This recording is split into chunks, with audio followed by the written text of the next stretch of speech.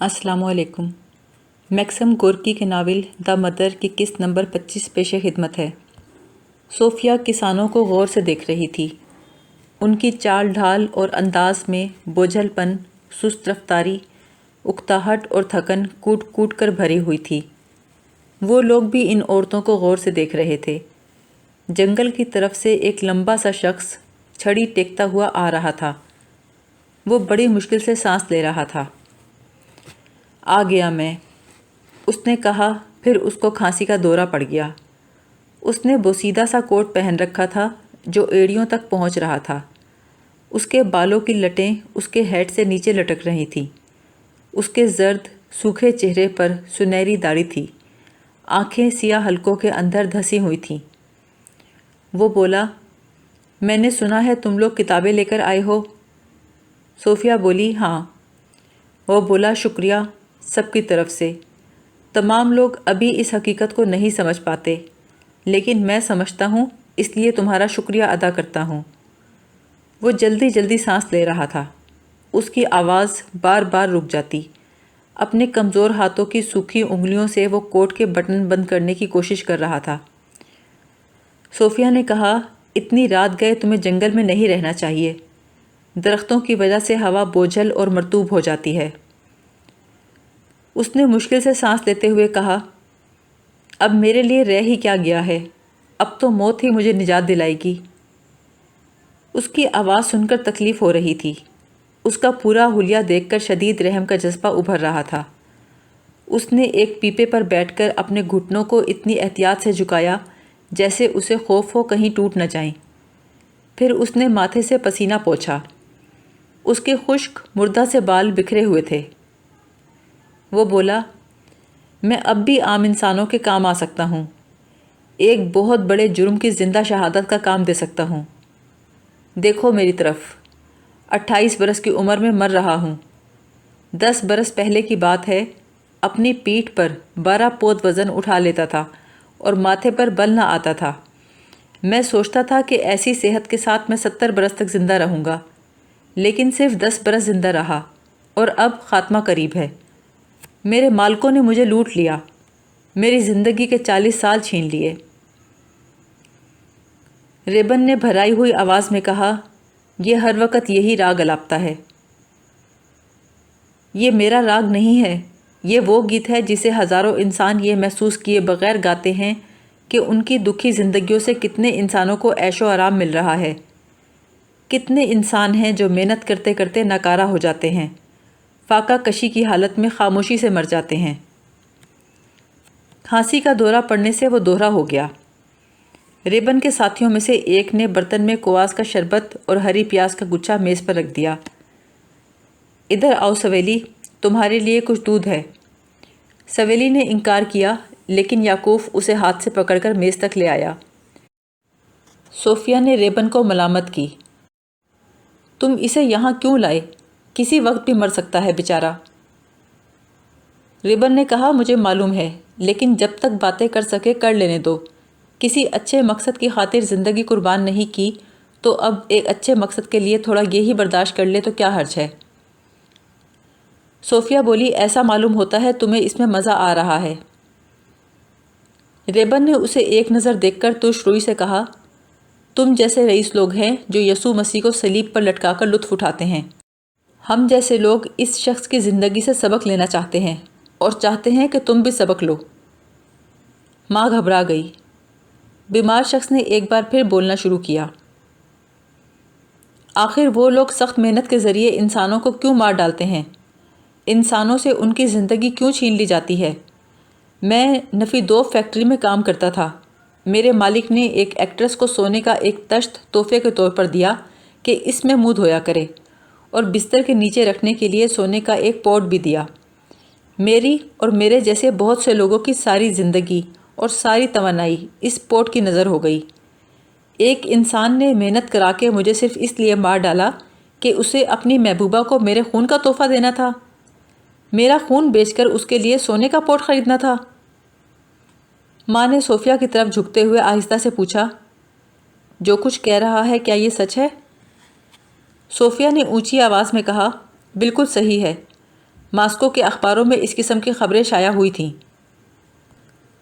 Ribbon نے بھرائی ہوئی آواز میں کہا، لیکن مجرم کو سزا نہیں دی گئی۔ سزا ملنی چاہیے تھی۔ لوگوں کے سامنے کھڑا کر کے اس کی بوٹیاں چیل کووں کو دینی چاہیے تھیں۔ جب انسان بیدار ہوں گے تو کتنے غضب کی سزا دیں گے۔ جو مصیبتیں انہوں نے سہی ہیں انہیں دھونے کے لیے دیکھنا کتنا خون بہائیں گے، اور وہ خون بھی خود ان کا ہوگا جو ان کی نس نس سے چوسا گیا ہے۔ اس لیے اس خون پر ان کا حق ہے، جیسا جی چاہے کریں۔ ریبن بہت تلخی سے صوفیہ کی طرف دیکھ کر بولا، اگر مشین سے کوئی مزدور مر گیا یا اس کا ہاتھ کٹ گیا تو کہا جاتا ہے خود اس کی خطا تھی، لیکن جب کسی کا سارا خون چوس کر اسے چچوڑی ہوئی ہڈی کی طرح پھینک دیا جائے تو پھر کیا تعویل پیش کی جا سکتی ہے؟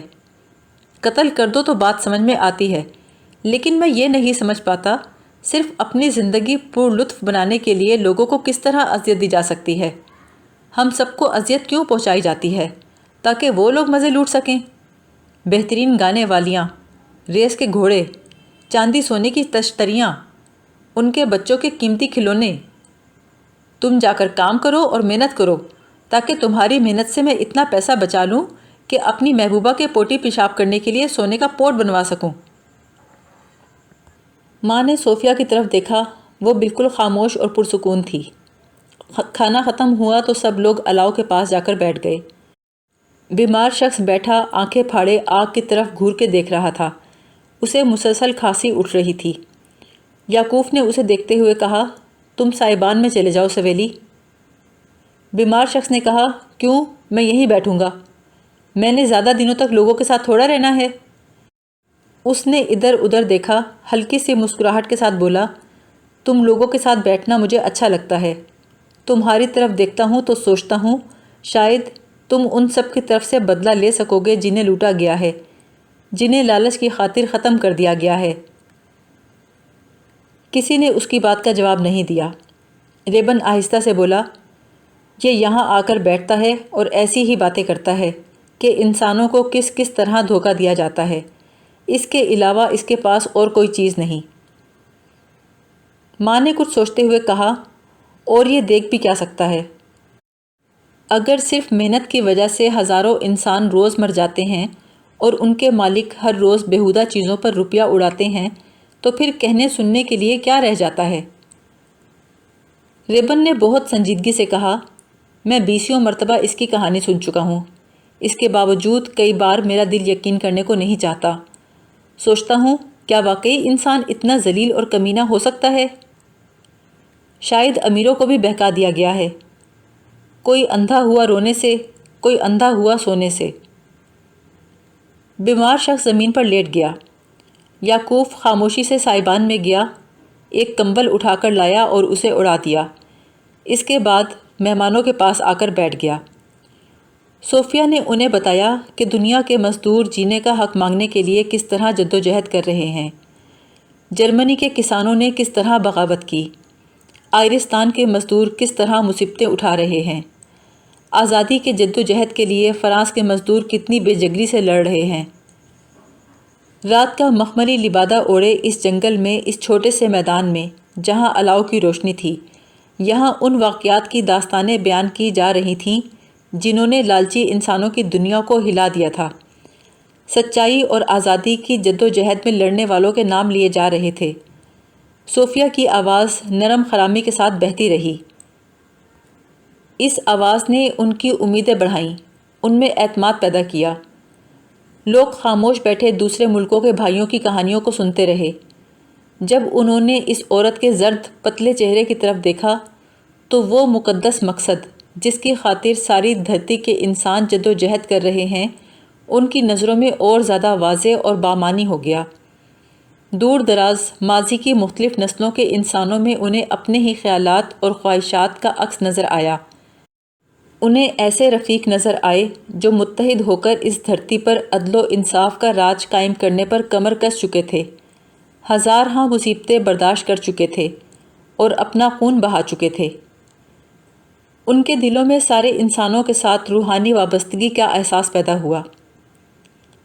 صوفیہ نے اعتماد سے کہا، وہ دن ضرور آئے گا جب تمام ملکوں کے مزدور اٹھ کر کہیں گے، بس بہت ہو گیا، ایسی زندگی سے طبیعت اکتا گئی۔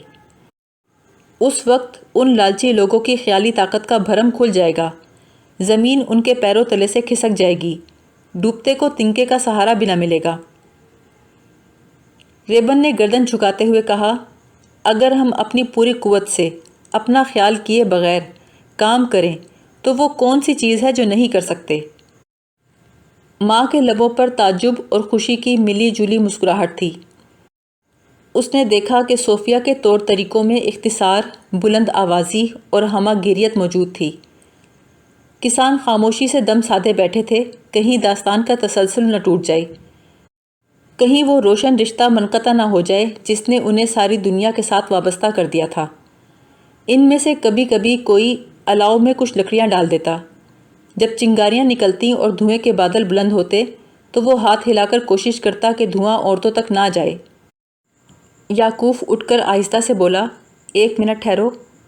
وہ دوڑ کر سائبان کی طرف گیا اور کچھ کپڑے لے کر آیا جنہیں اس نے اور ایگنات نے مہمانوں کے کندھوں اور پیروں پر ڈال دیا۔ اس کے بعد صوفیہ نے پھر بات شروع کی۔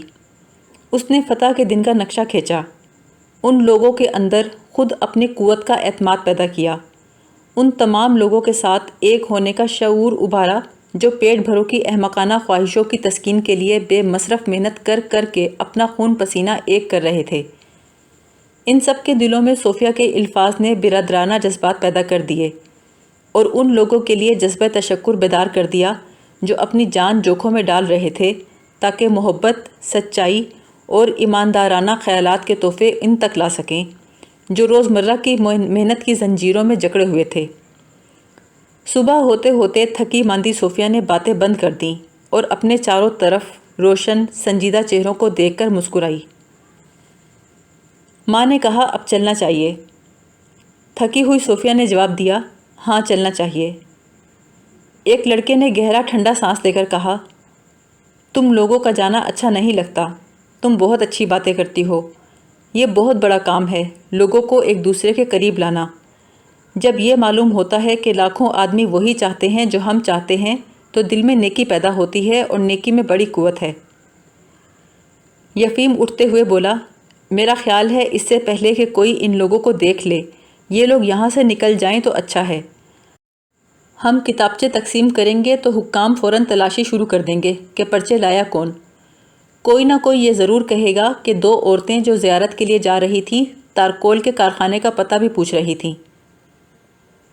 ریبن نے کہا، تم نے جو تکلیف اٹھائی ہے ماں، اس کا شکریہ۔ تمہیں دیکھتا ہوں تو پاویل یاد آتا ہے، کتنا اچھا کام کر رہی ہو تم۔ ہوا میں خنکی تھی، وہ بغیر کوٹ پہنے قمیض کا گریبان کھولے کھڑا تھا۔ ماں نے دیکھا تو نرمی سے بولی، کچھ پہن لو، سردی ہے۔ اس نے جواب دیا، میرے سینے کے اندر بہت گرمی ہے۔ لڑکے الاؤ کے پاس بیٹھے چپکے چپکے باتیں کرتے رہے۔ بیمار شخص ان کے پیروں کے پاس کمبل اوڑھے لیٹا تھا۔ ریبن نے مصافحہ کرتے ہوئے کہا، تم لوگوں کو اب جانا چاہیے، شہر میں اپنا پتہ سمجھا دو۔ تینوں لڑکوں نے صوفیہ کے پاس آ کر خوش خلقی کے ساتھ ہاتھ ملایا۔ صاف محسوس ہوتا تھا ان کے دل صوفیہ کے لیے محبت کے جذبے سے لبریز ہیں، وہ ان دونوں کے تحفظ کے خواہش مند ہیں۔ صوفیہ بولی، شکریہ ساتھیوں۔ لڑکوں نے ایک دوسرے کی طرف دیکھا جیسے ان الفاظ نے انہیں اٹھا کر بہت بلند کر دیا ہو۔ بیمار شخص بری طرح کھانسنے لگا۔ کسانوں نے آہستہ سے کہا، خدا حافظ۔ پو پھٹنے سے پہلے کے مدھم اجالے میں وہ آہستہ آہستہ جنگل کے راستے پر چل کھڑی ہوئیں۔ ماں نے صوفیہ کے پیچھے پیچھے چلتے ہوئے کہا، کتنا اچھا وقت گزرا، جیسے خواب دیکھا ہو۔ لوگ سچائی کو معلوم کرنا چاہتے ہیں، سچائی معلوم کرنے کے لیے بےتاب ہیں۔ ایسا لگ رہا تھا جیسے کرسمس یا ایسٹر کے تہوار کے دن گرجے میں صبح کے وقت عبادت سے پہلے پادری ابھی نہ آیا ہو اور لوگ جمع ہونا شروع ہو گئے ہوں، اور کوئی اٹھ کر مقدس تصویر کے سامنے شمع روشن کر دے اور آہستہ آہستہ اندھیرا چھٹ جائے اور خدا کا گھر روشن ہو جائے۔ صوفیہ نے ہنس کر کہا، بالکل ٹھیک کہتی ہو، ہاں اتنا فرق ضرور ہے کہ یہاں ساری دنیا کا گھر ہے۔ ماں نے اس کی بات کو دہرایا، ساری دنیا؟ اتنی اچھی بات پر تو آسانی سے یقین بھی نہیں آتا، اور تم نے اتنی اچھی طرح سمجھا دیا۔ میں ڈر رہی تھی کہیں ان لوگوں کو تم پسند نہ آؤ۔ صوفیہ ایک لمحے کو خاموش رہی، پھر آہستہ اور سنجیدہ انداز میں بولی، ان کے ساتھ رہنے سے بڑی سادگی آ جاتی ہے۔ وہ دونوں سڑک پر چلتی رہیں، ریبن اور بیمار شخص اور لڑکوں کے بارے میں باتیں کرتی رہیں، جو بہت توجہ، خاموشی اور الجھن سے بیٹھے سن رہے تھے، جنہوں نے معمولی خدمات سے اچھی طرح ثابت کر دیا تھا کہ وہ ان کے کتنے ممنون ہیں۔ اب یہ دونوں میدان میں پہنچ چکی تھیں۔ آفتاب ان سے بغل گیر ہونے کے لیے طلوع ہو رہا تھا۔ گھاس پر شبنم کے قطرے ہزار رنگوں میں چمک رہے تھے۔ پرندوں نے بیدار ہو کر اپنے شادماں نغموں سے صبح کا دامن مالا مال کر دیا تھا۔